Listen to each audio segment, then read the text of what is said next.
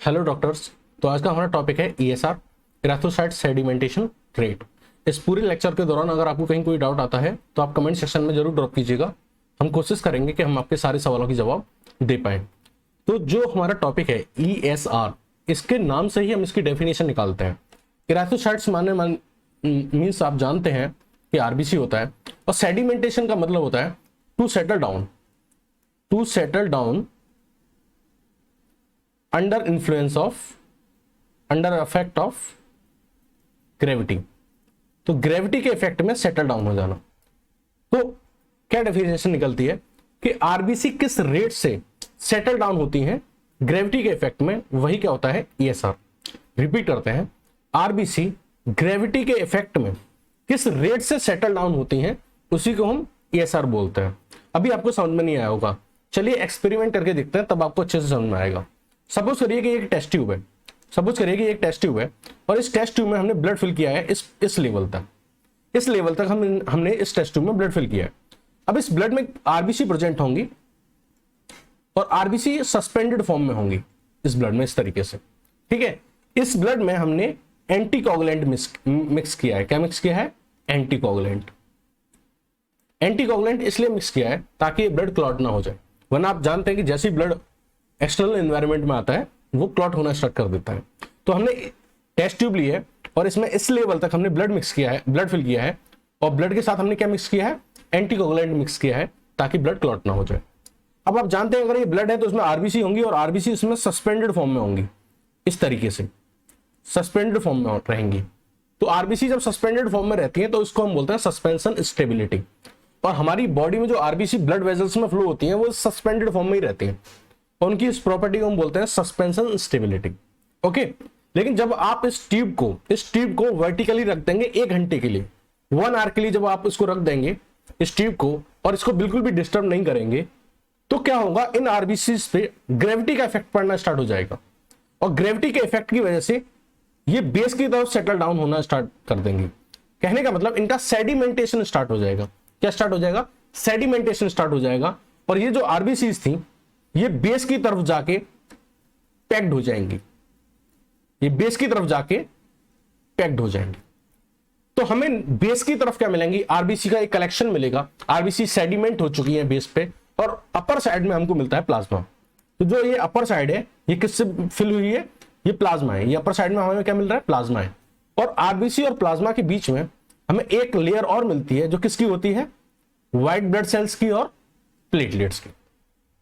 तो जब हमने इस टेस्ट ट्यूब को 1 आवर के लिए प्लेस किया अनडिस्टर्ब, तो हमने देखा कि जो भी आरबीसी सस्पेंडेड फॉर्म में थी वो सेडिमेंट कर जाती हैं डाउनवर्ड, और वो अपर साइड हमें क्या मिलता है? प्लाज्मा मिलता है, और उन दोनों के बीच में हमें क्या मिलती है? एक लेयर मिलती है व्हाइट ब्लड सेल्स की और प्लेटलेट्स की। तो ईएसआर क्या था? तो ईएसआर था कि 1 आवर में ये आरबीसी कितना लेवल सेडिमेंट की, यानी ये जो फॉल डाउन, ये जो लेवल डाउन हो रहा है, ये कितना लेवल डाउन आया है, आरबीसी कितना सेडिमेंट हुई है, किस रेट से सेडिमेंट हुई है, यानी 1 आवर में ये कितना नीचे शिफ्ट हुई है, वही क्या कहलाता है? आपका ईएसआर कहलाता है। यानी रेड ब्लड सेल 1 आवर में कितना फॉल डाउन की है, वही हमारा क्या होता है? ईएसआर होता है। यानी रेट ऑफ सेडिमेंटेशन, किस रेट से ईएसआर जो आरबीसीज है वो सेटल डाउन हुई है या सेडिमेंट हुई है। तो rate at which erythrocyte settle down when taken in a vertical tube with anticoagulant. तो किस रेट से आरबीसी सेटल डाउन होती हैं जब हम किसी भी ब्लड को वर्टिकल ट्यूब में लेते हैं और उसको 1 घंटे के लिए रख देते हैं विद एंटीकोगुलेंट। इस रिएक्शन को हम बियरना की रिएक्शन भी बोलते हैं, इस प्रोसेस को, क्योंकि ये सबसे पहली बार डेमोन्स्ट्रेट किया था एक साइंटिस्ट ने जिसका नाम था एडमंड बियरना की। ठीक है, नॉर्मली आरबीसी अगर आपके ब्लड में देखो तो सस्पेंडेड रहती है, सेडिमेंटेशन फॉर्म में नहीं रहती है। तो आरबीसी जब सस्पेंशन फॉर्म में रहती है तब हम उसको बोलते हैं सस्पेंशन स्टेबिलिटी ऑफ आरबीसी। अब हम जानते हैं कि ईएसआर को निकालते कैसे काउंट करते हैं हम ईएसआर को। तो ईएसआर को काउंट करने के 2 मेथड है, one is Westergren method, another is Wintrobe method. तो सबसे पहले हम वेस्टर्जन मेथड के बारे में बात करते हैं। जो वेस्टर्जन मेथड होता है ये ईएसआर को मेजर करने के लिए होता है, और इसमें हम एक ट्यूब का इस्तेमाल करते हैं जिसका नाम होता है वेस्टर्जन ट्यूब। तो ये है आपकी वेस्टर्जन ट्यूब। अब ये वेस्टर्जन ट्यूब जो होती है ये 300 mm लॉन्ग होती है। लेकिन इसमें जो मार्किंग होती है वो 0 to 200 मार्किंग रहती है, फ्रॉम एबव टू डाउनवर्ड। अब इस वेस्टर्जन ट्यूब में हम क्या करेंगे, हम इस 0 के लेवल तक इसमें ब्लड मिक्स करेंगे, ब्लड मिक्स करेंगे, ओके। और इसमें हम क्या मिक्स करेंगे, ब्लड के साथ साथ क्या मिक्स करेंगे, एंटीकोगुलेंट, एंटीकोगुलेंट, ओके। अब इसमें जो एंटीकोगुलेंट इस्तेमाल होता है उसका नाम होता है sodium citrate. 3.8% of sodium citrate solution, इस सॉल्यूशन का हम एंटीकोगुलेंट इसमें इस्तेमाल करेंगे। और जो रेशियो होगा ब्लड और एंटीकोगुलेंट का वो होगा 4:1। यानी अगर आप 4 ml ब्लड ले रहे हैं, 4 ml ब्लड ले रहे हैं, तो आप 1 ml क्या लेंगे, एंटीकोगुलेंट लेंगे। और इस रेशियो के साथ आप इस टेस्ट ट्यूब को 0 तक फिल कर देंगे। उसके बाद आप इस टेस्ट ट्यूब को रख देंगे वर्टिकल स्टैंड पे, और 1 आवर तक हम और आप इसको बिल्कुल भी डिस्टर्ब नहीं करेंगे। उसके बाद हम इसकी वैल्यूज काउंट करेंगे। अगर मान लीजिए ये हमने टेस्ट ट्यूब ली है, और इसके 3 केस हो सकते हैं। मान लीजिए कि इसके अंदर किसी इन्फेंट का ब्लड था, या फिर किसी मेल का ब्लड था, या फिर किसी फीमेल का ब्लड था। ये 3 पॉसिबिलिटी हो सकती है, ठीक है। अगर आप आरबीसी की बात करो तो ध्यान से सुनना, आरबीसी जो होती है वो इन्फेंट में ज्यादा होती है मेल से, और मेल में ज्यादा होती है फीमेल से। फीमेल में कम क्यों होती है, क्योंकि फीमेल में मेस्ट्रुअल साइकिल चलती है, और मेस्ट्रुअल लॉस होने की वजह से आरबीसी का काउंट या ब्लड का काउंट जो होता है वो मेल के कंपैरिजन में कम होता है। इतनी बात समझ में आ गई आपको। तो जब हम 1 आवर के बाद वैल्यूज की रीडिंग करेंगे तो इन्फेंट में क्या रीडिंग आएगी, मेल में क्या रीडिंग आएगी, और फीमेल में क्या रीडिंग आएगी। तो इन्फेंट में हमने देखा कि जो ये फॉल डाउन हुआ था, ये जो ड्रॉपिंग हुई थी, ये बहुत कम हुई, ये 0 से 2 mm की ड्रॉपिंग हुई।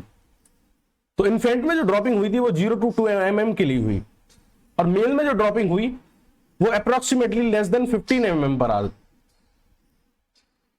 15 mm से कम हुई। और फीमेल में हमने देखा तो लेस देन 20 mm। तो आप देख रहे हैं जो ड्रॉपिंग हो रही है वो सबसे कम है इन्फेंट में, और सबसे ज्यादा है फीमेल में। ऐसा क्यों हुआ, इसको प्रैक्टिकली समझिए। देखिए, ड्रॉपिंग का सीधा सीधा लेना देना है नंबर ऑफ आरबीसी, किससे, नंबर ऑफ आरबीसी से। जितनी आरबीसी ज्यादा होंगी उतना ही ड्रॉपिंग कम होगी। क्या आप इसको कॉमन सेंस से समझ पा रहे हैं? आप ध्यान से सुनिए। सपोज करिए हम 3 ट्यूब्स लेते हैं, 3 ट्यूब्स लेते हैं सेम साइज की,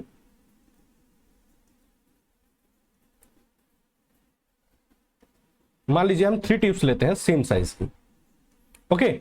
और ऑल 3 ट्यूब्स में हम इस लेवल तक ब्लड फिल कर देते हैं। इसमें इन्फेंट का ब्लड, इसमें मेल का ब्लड, और इसमें फीमेल का ब्लड, ओके। और इसमें हमने क्या फिल कर दिया, ये ब्लड फिल कर दिया ऑल 3 ट्यूब्स में।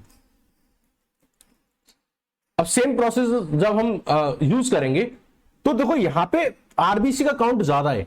अगर आरबीसी का काउंट ज्यादा है तो क्या इसमें लेवल ऊपर तक रहेगा आरबीसी का? आरबीसी का अगर इसमें अमाउंट ज्यादा है, आरबीसी का नंबर ज्यादा है, तो क्या आरबीसी का लेवल बहुत ऊपर तक रहेगा? यानी ड्रॉपिंग यहां जो होगी वो कम होगी।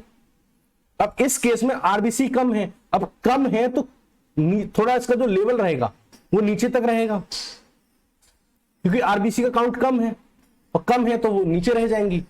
और यहां पे आके और भी कम है तो यहां पे जो लेवल होगा वो और भी ज्यादा कम होगा। तो बात समझ में आई आपको? तो यहां जो ड्रॉपिंग है ये इन्फेंट में कम है, मेल में थोड़ी ज्यादा है, और फीमेल में और ज्यादा है। तो क्या आप यहां से ये चीज देख पा रहे हैं कि जो नंबर ऑफ आरबीसी है वो इनवर्सली प्रोपोर्शनल है ईएसआर के। जिसके अंदर आरबीसी ज्यादा उसका ईएसआर कम, यानी उसके अंदर ड्रॉपिंग कम, ये ड्रॉपिंग कम इसलिए क्योंकि चाइल्ड के अंदर या इन्फेंट के अंदर आरबीसी ज्यादा थी, इसलिए इन्फेंट का ईएसआर कम आया। क्योंकि उसके अंदर आरबीसी ज्यादा थी तो ड्रॉपिंग कम हुई। वहीं अगर हम फीमेल की बात करें तो फीमेल के अंदर नंबर ऑफ आरबीसी कम थी, इसलिए उसका ईएसआर जो था वो सबसे ज्यादा था। This is absolutely clear to you? तो यही रीजन था कि जो हमें नॉर्मल वैल्यूज मिली, मेल के लिए वो less than 15 mm per our थी, फीमेल के लिए less than 20 mm per our थी, और नॉर्मल इन्फेंट के लिए 0 to 2 mm पर आवर थी। इतनी बात क्लियर आगे हो गई आपको? चलिए अब बात करते हैं, ये तो पहला मेथड था वेस्टर्जन मेथड। विंट्रोब मेथड भी अप्रोक्सीमेटली एग्जैक्टली सेम है, बस उसमें ट्यूब को हम विंट्रोब ट्यूब बोलते हैं, और इस मेथड की हेल्प से हम ईएसआर और पैक्ड सेल वॉल्यूम दोनों ही काउंट कर सकते हैं। पैक्ड सेल वॉल्यूम क्या होता है नेक्स्ट लेक्चर में हम समझाएंगे उसको, ठीक है। तो विंट्रो मेथड के लिए जो ट्यूब यूज होती है उसको हम विंट्रो ट्यूब बोलते हैं। ये 110 mm लॉन्ग होती है और इसमें मार्किंग जो होती है वो 0 to 100 होती है। 0 to 100 फ्रॉम वन साइड और from 100 to 0 from another side, opposite side में मार्किंग्स होती हैं। इसमें भी हम ब्लड और एंटीकोगुलेंट लेंगे, बस यहाँ पे रेशियो अलग कर देंगे। यहाँ हम 1:9 रखेंगे ब्लड और एंटीकोगुलेंट का रेशियो, यानी 1 ml अगर हम ब्लड ले रहे हैं तो सॉरी 9 ml क्या लेंगे, EDTA लेंगे, ओके।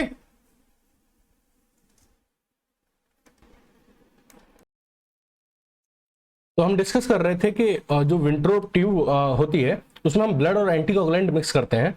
ब्लड जो हमारा होता है और एंटीकोगुलेंट का जो रेशियो होता है वो 1:9 होता है। मतलब अगर आप 1 ml ब्लड लेंगे तो आप 9 ml क्या लेंगे, एंटीकोगुलेंट लेंगे।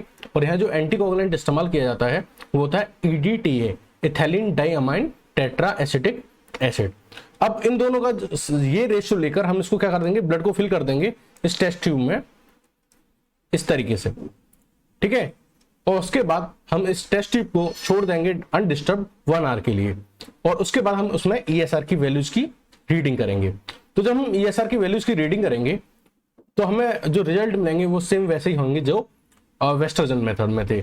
Less than 15 mm per hour male के लिए होगा, less than 20 mm per hour female के लिए होगा, और 0 to 2 mm पर आवर किसके लिए होगा, इन्फेंट के लिए होगा। रीजन आपको पता है सेम वही है जो वेस्टर्जन वाला था, क्योंकि यहाँ RBC का काउंट कम होता है इसलिए ज्यादा है, और यहाँ RBC का काउंट ज्यादा होता है इसलिए ये कम है। ये इंपॉर्टेंट फॉर्मूला, इसको याद रखिएगा। नंबर ऑफ RBC जो होती है वो इनवर्सली प्रोपोर्शनल टू होती है किसके, ESR के, ठीक है। समझ आ गया, क्यों कंसेप्ट यहाँ समझा चुके हैं, ठीक है। चलिए आगे चलते हैं। अब हम समझते हैं कि what's the significance of ESR, क्या फायदे हैं ESR के। तो हम ये जानते हैं कि ESR का जो हेल्प होता है हमें, वो होता है डिसीज के डायग्नोसिस में और प्रोग्नोसिस में। डायग्नोसिस में मतलब डिसीज के बारे में पता करने में कि कौन सी डिसीज हो सकती है, और उसका ट्रीटमेंट जब करते हैं हम उस डिसीज का, तो उस ट्रीटमेंट में कितना फायदा पहुंच रहा है पेशेंट को, उसकी मॉनिटरिंग करने के लिए कि जो हम थेरेपी पेशेंट के लिए दे रहे हैं उसका क्या असर है, क्या रेस्पॉन्स है पेशेंट की बॉडी पे। देखो वैसे तो जो ESR है ये कोई स्पेसिफिक टेस्ट नहीं है, ये नॉन स्पेसिफिक नेचर का है। यानी ये नहीं बता सकता कि डिसीज की एग्जैक्ट लोकेशन क्या है और डिसीज का एग्जैक्ट कॉज क्या है। यानी एग्जैक्ट कॉज और एग्जैक्ट लोकेशन नहीं बता सकता, बट ये बता सकता है कि अगर ESR का लेवल कम हो रहा है या ESR का लेवल ज्यादा हो रहा है, इंक्रीज या डिक्रीज कर रहा है लेवल, तो क्या पॉसिबिलिटीज हो सकती हैं। यानी जो वेरिएशंस होते हैं इसके रेट में, यानी रेट ऑफ ESR में जो वेरिएशंस होते हैं वो हमें सजेस्ट कर सकते हैं कि ये कुछ क्लिनिकल कंडीशंस हो सकती हैं पेशेंट के अंदर। अब वो क्या होती है उसको हम देखते हैं, ESR के वेरिएशन को समझते हैं कि पैथोलॉजिकल कंडीशन में ESR कैसे वेरी करता है। अगर मान लीजिए ESR की वैल्यू ज्यादा हो जाए तो पेशेंट को ये सारी डिसीजेस पॉसिबल हो सकते हैं कि उसको ट्यूबरक्लोसिस हो गया हो या उसको एनीमिया हो गया हो। अब ये एनीमिया में क्या होगा, एनीमिया में RBC का काउंट कम हो जाएगा। एनीमिया में क्या होता है, RBC कम हो जाती है, और जाहिर सी बात है जब RBC कम होगी तो ESR ज्यादा हो जाएगा, क्योंकि हमने पहले ही आपको बताया था कि RBC is inversely proportional to ESR। अगर रूमेटॉइड अर्थराइटिस हो जाए, रूमेटिक फीवर हो जाए, लिवर डिसीज हो जाए, या फिर मैलिग्नेंट ट्यूमर हो जाए, इन सारे केसेस में जो ESR की वैल्यू होती है वो बढ़ जाती है। और किन केसेस में ESR की वैल्यू कम होती है, एलर्जी कंडीशन में, सिकल सेल एनीमिया में, पॉलीसाइथीमिया में। अब पॉलीसाइथीमिया क्या होता है, इंक्रीज इन RBC। जब RBC इंक्रीज होगी तो ESR ऑब्वियसली क्या होगा, डिक्रीज होगा। सीवियर ल्यूकोसाइटोसिस में और पेप्टन शॉक में, तो ये सारी कंडीशंस होंगी जो ESR के डिक्रीज होने की को शो करती है। यानी ESR डिक्रीज हो जाएगा इन सारी कंडीशंस में। तो एग्जैक्ट कॉज या एग्जैक्ट लोकेशन तो नहीं बताती है, बट सजेस्ट कर सकती है कि ये सारी पॉसिबिलिटी या कंडीशंस हो सकती हैं पेशेंट के अंदर। अब ये तो पैथोलॉजिकल वेरिएशन थे कि डिसीज होने की वजह से क्या वेरिएशंस आते हैं।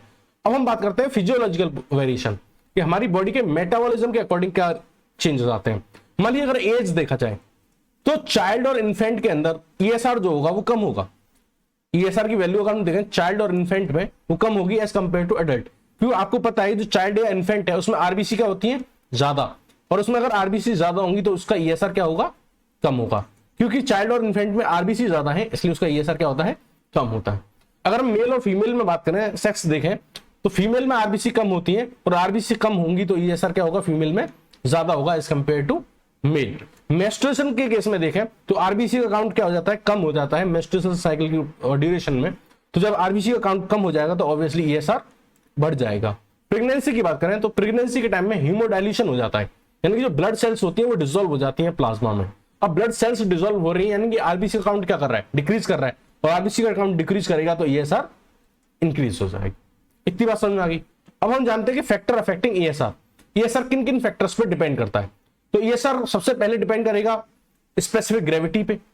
अगर स्पेसिफिक ग्रेविटी ज्यादा होगी, स्पेसिफिक ग्रेविटी का मतलब होता है रिलेटिव डेंसिटी, रिलेटिव डेंसिटी, अगर डेंसिटी ज्यादा होगी तो वो जल्दी से सेटल डाउन करेंगी, और जल्दी से सेटल डाउन करेंगी तो ईएसआर के रेट को क्या कर देंगी, बढ़ा देंगी।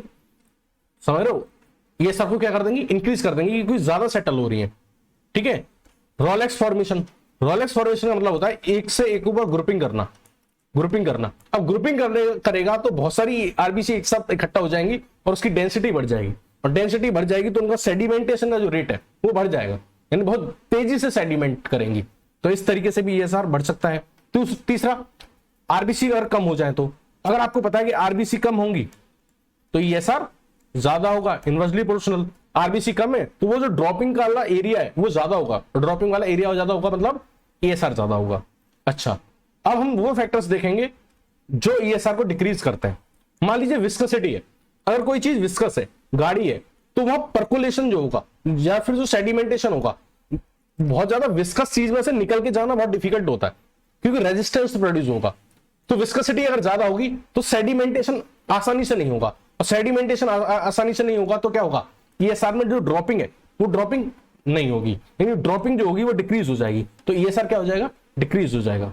और दूसरा, आरबीसी काउंट बढ़ जाए, अगर आरबीसी काउंट बढ़ जाएगा तो आपको पता है ईएसआर क्या हो जाएगा, डिक्रीज हो जाएगा। ओके, तो ये था हमारा ESR and other information about ESR. पूरे टॉपिक में अगर आपको कोई डाउट रहा हो तो कमेंट सेक्शन में ड्रॉप कीजिएगा।